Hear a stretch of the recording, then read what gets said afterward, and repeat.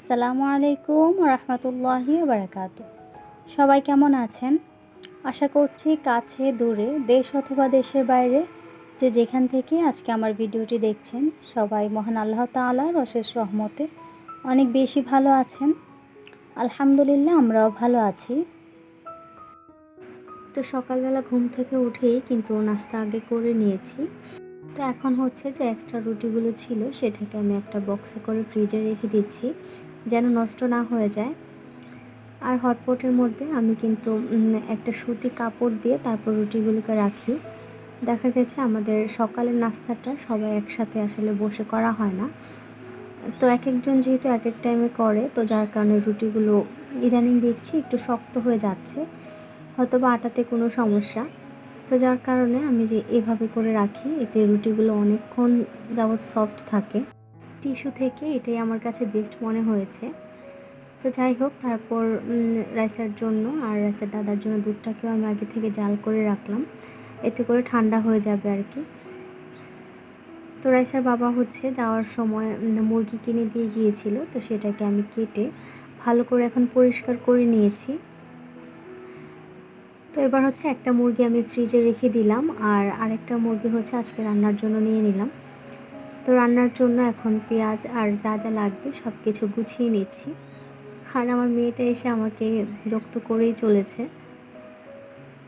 তো বারবার বলছিলাম যে তুমি সরে যাও না, সে বলছিল যে সে নাকি আমার মতো ছুরি দিয়ে কাটবে। তো আজকে মুরগির মাংস রান্না করব আর হচ্ছে ঢেঁড়স ভাজি করব। তো এই জন্য সব কিছু আগে আমি গুছিয়ে নিলাম। তো এখন রান্নাটা হচ্ছে বসিয়ে দিচ্ছি।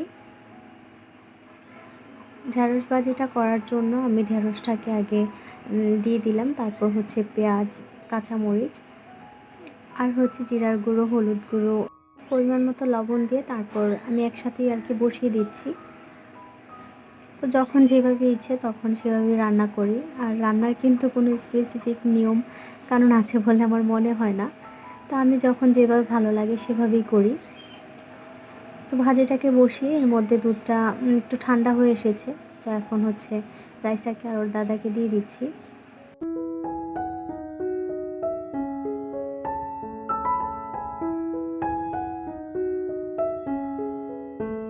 ঢেঁড়স ভাজিটাও কিন্তু এর মধ্যে হয়ে গিয়েছে, তো সেটাকে আমি নামিয়ে নিচ্ছি। আর ঢেঁড়স ভাজি করার ক্ষেত্রে ভাজিটা একটু শক্ত শক্ত থাকলে আমার কাছে বেশি ভালো লাগে, একটু দাঁতের নিচে কামড় পড়বে, এটাই আমার কাছে ভালো লাগে। আর এতে করে দেখা গেছে কালারটাও কিন্তু খুব সুন্দর থাকে। আর বেশি রান্না করতে গেলে তখন দেখা গেছে যে কালারটা ফ্যাকাশে হয়ে যায়, তখন আর খেতে ভালো লাগে না। তো এর মধ্যে চুলায় হচ্ছে আমি মুরগি মাংসটাকে বসিয়ে এখন ডাইনিং টেবিলটাকে একটু পরিষ্কার করে নিচ্ছি। আমার টেবিল ক্লথটা যেহেতু সিনথেটিক ফেব্রিকের, তো এটার উপরে সবসময় একটা পলি ইউজ করতে হয়, না হলে দেখা গেছে ফেব্রিকটা খুব তাড়াতাড়ি নষ্ট হয়ে যাবে বা কোনো কিছুর একটু খোঁচা লাগলেই এটা ছিঁড়ে যায়। তো যার কারণে আর কি পলিটা সবসময় দিয়ে রাখতে হয়।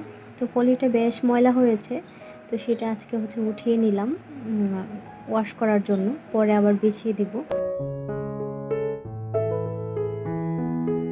তো আজকে মনে হলো যে একটু টেবিলে লুকটা একটু চেঞ্জ করা যাক, সেই জন্য আর কি হালকা একটু চেষ্টা।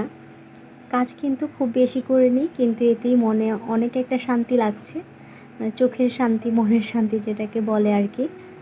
খুব বেশি ভালো লাগছিল দেখতে। তো এই তো এদিকে কিন্তু আমার মুরগির মাংস রান্নাটাও হয়ে গিয়েছে। আমি অফ ক্যামেরায় পুরো রান্নাটা করে নিয়েছি। আজকে ভুনাই করেছি। তো রান্না শেষে এখন হচ্ছে সব কিছু ক্লিন করা।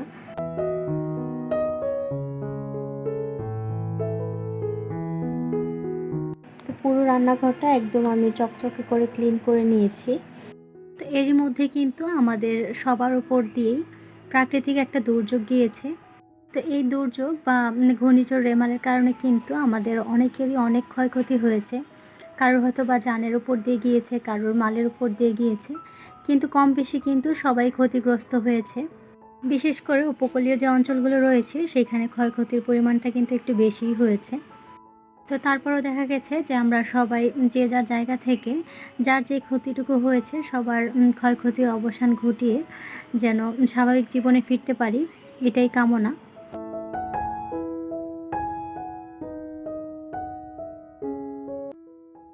তো এর মধ্যে কিন্তু আমি গোসল করে তারপর হচ্ছে নামাজ পড়ে দুপুরের খাবারটা টেবিলে সাজিয়ে নিয়েছি। আর এই তো সবাই মিলে খাবারটাও খেয়ে নিচ্ছি।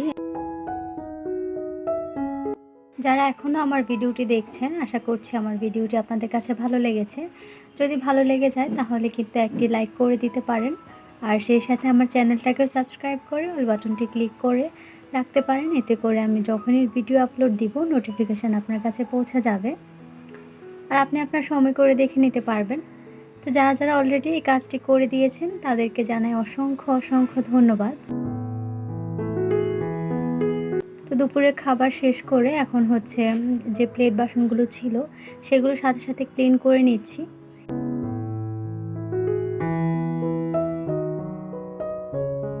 তো বিকেলে নাস্তায় হচ্ছে কি খাবো ভাবছিলাম। তো তখন রাইসার বাবা বলল যে তাহলে আমি পুরি তৈরি করি। তো ওনার হাতের পুরিটা না খুব বেশি মজার হয়। উনি আটাটাও খুব সুন্দর করে মাখায়। ডোটা যে তৈরি করে এত সফট হয়, এটাকে আর রেস্টে রাখারও প্রয়োজন হয় না। তো এই তো এখানে হচ্ছে উনি ডোটা মেখে নিচ্ছিল ভালো করে। বারবার করে হচ্ছে এরকম রুটি বেলে তারপরে এটাকে আবার পেঁচিয়ে আবার এরকম করে কিন্তু অনেকবার করেছে। তো এখন হচ্ছে লেচি কেটে নিচ্ছে ছোট ছোট পরিমাণ মতো। পুরো ডোটাই কিন্তু উনি নিজে মাখিয়েছে, যা যা পরিমাণ লাগবে উনি ওনার মতো করে দিয়ে নিয়েছে। তো আজকে বানাবো হচ্ছে ডাল পুরি। তো সে ডালের পুরটা আমি রেডি করে দিয়েছিলাম। তো আটাটাকে মেখে তারপর ডালের পুর ভিতরে ঢুকিয়ে তো এখন হচ্ছে বলল যে বাকি কাজটা তুমি করো।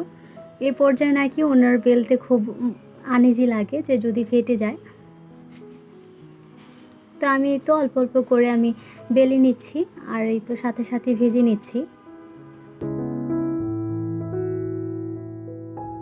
তো পুরিগুলো কিন্তু খুব সুন্দরভাবে ফুলে উঠছে। তো রাইসার বাবার এমন অনেক রেসিপি আছে যেগুলো উনি আমার থেকেও ভালো পারেন। তো দেখা গেছে যে সেটার মধ্যে এই পুরিটাও একটা, খুব ভালো করে উনি এটা বানাতে পারেন। তো সবগুলো পুরি হচ্ছে আমি এক এক করে ভেজে উঠিয়ে নিচ্ছি। লাস্ট মুহূর্তে কিন্তু এই ভাজার কাজটা উনিই করেছিলেন। তো আমি শুধু বেলে বেলে দিয়েছিলাম। তো বিকেলের নাস্তাটা দেখা গেছে যখন রাইসার বাবা বাসায় থাকে আর কি, খুব তাড়াতাড়ি যদি চলে আসে বা ছুটির দিনে আমার জন্য খুব হেল্পফুল হয়। উনি যে কোনো নাস্তায় আমাকে সাহায্য করে। তো এখানে সব কিছু হচ্ছে একসাথে তৈরি করে নিয়েছি, এখন শুধু সবাই মিলে খাওয়ার পালা। আর কথা বলতে বলতে কিন্তু ভিডিওর একদম শেষ পর্যায়ে চলে এসেছি। তো আজকের মতো আমার প্রিয় আপু ভাইদের কাছ থেকে এখানেই বিদায় নিচ্ছি। দেখা হবে আমার পরবর্তী কোনো নতুন ব্লগে। ততক্ষণ পর্যন্ত সবাই অনেক বেশি ভালো থাকবেন আর আমাদের জন্য দোয়া করবেন। আল্লাহ হাফেজ। আসসালামু আলাইকুম।